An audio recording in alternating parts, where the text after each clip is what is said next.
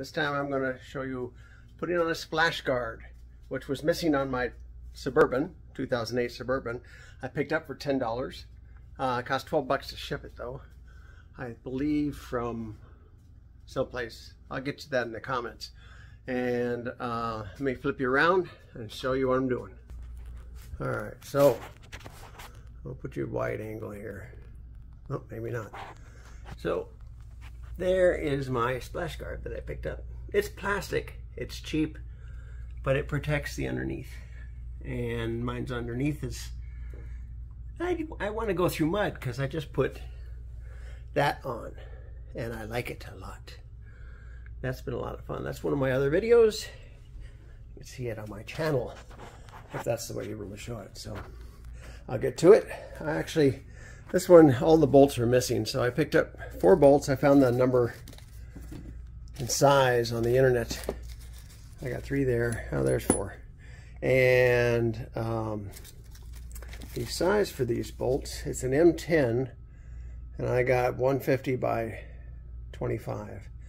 And I just tried to screw them on there, and they screw on nicely.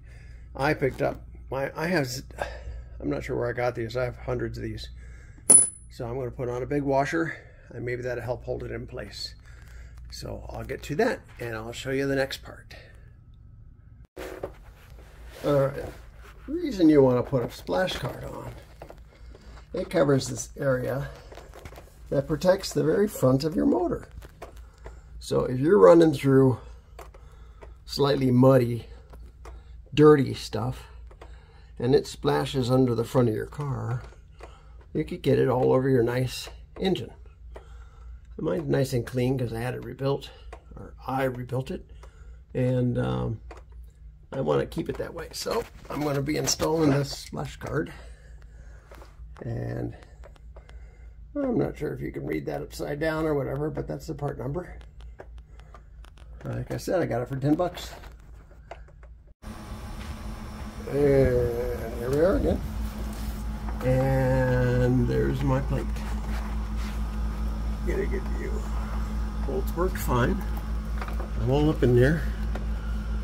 Just fronted up around the top, around the edge, missing and there's the other bolt. All nice and snug. Loctited in. Hopefully I won't have any more issues. Not that I had them already. It's just I didn't want any more mud up there. Maybe my next project would be fixing that boot back there. Don't want mud there either. See you later, YouTube.